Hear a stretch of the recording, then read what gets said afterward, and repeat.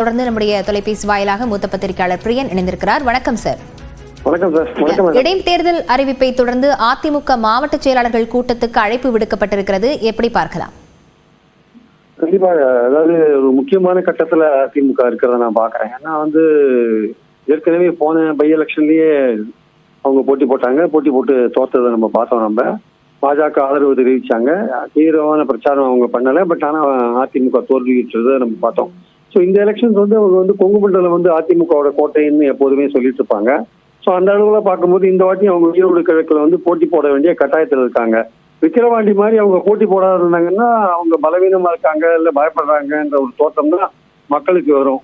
அதுவும் முக்கியமா பாத்தீங்கன்னா கொங்கு மண்டலத்துல அதிமுக போட்டி போடலை அப்படின்னா அப்ப அவங்களுக்கு செல்வாக்கு இருக்கிற ஏரியாலேயே போட்டி போட தயங்குறாங்கன்னா ஏன் தயங்குறாங்கன்ற ஒரு கேள்வி மக்கள்கிட்ட வரத்துக்கான வாய்ப்புகள் இருக்கு. ரெண்டாவது, இப்போ தமிழ்நாடு கவர்மெண்ட் அல்லது தமிழக அரசை எதிர்த்து எதிர்கட்சிகள் ஒன்று சேர்ந்து களமாடி இருக்கிற அந்த சூழல்ல அதிமுக போட்டி போட முடிவு செய்து மற்ற கட்சிகளின் ஆதரவை பெறுவதற்கு முயற்சி செய்தால் அது கொஞ்சம் அந்த இடைத்தேர்தலில் கொஞ்சம் டஃப்பான ஒரு போட்டி ஏற்படுறதுக்கான வாய்ப்புகள் இருக்கு. ஆனால் அதே சமயம் அதிமுகவுக்கு வேற பல சவால்கள் இருக்கு. போட்டி போட்டாலுமே இடைத்தேர்தல் அப்படின்ற போது தமிழ்நாட்டில் இடைத்தேர்தல் எல்லாம் எப்படி நடக்கிறதுன்னு நம்ம பார்த்துட்டு இருக்கோம்.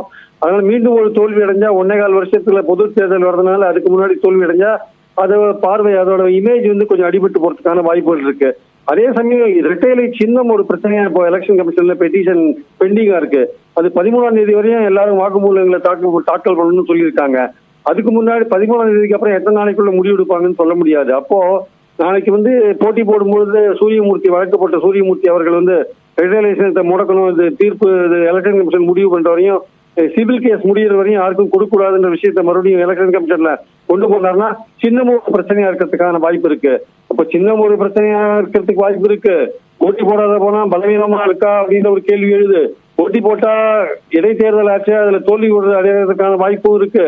இப்ப இந்த சூழல்ல வேற ஏதோ ஒரு கட்சியை போட்டி போட விட்டுட்டு அதிமுக ஆதரிக்குமானா அதுவும் ஒரு முக்கியமான எதிர்கட்சி அப்படி செஞ்சா அது ஒரு பலவீனமான ஒரு விஷயமா இருக்கும். ஸோ சேலஞ்ச் ஃபார் ஏடிஎம்கேக்கு ஒரு பெரிய சேலஞ்சு காத்துட்டு இருக்கு. என்ன மாதிரியான முடிவு அவங்க நீங்க சொல்ற அந்த கூட்டத்துல 11ஆம் தேதி கூட்டத்தில் எடுப்பாங்கன்னு தெரியாது. இருந்தாலுமே நான் சொல்ற இந்த விஷயங்கள்லாம் அங்க அலசப்படும் என்பது உறுதி. நிச்சயமாக பல தரப்பிலிருந்தும் யோசிக்க வேண்டிய விஷயம்தான் என கூறியிருக்கிறீர்கள். கருத்துக்களை பகிர்ந்து கொண்டமைக்கு நன்றி திரு பிரியன்.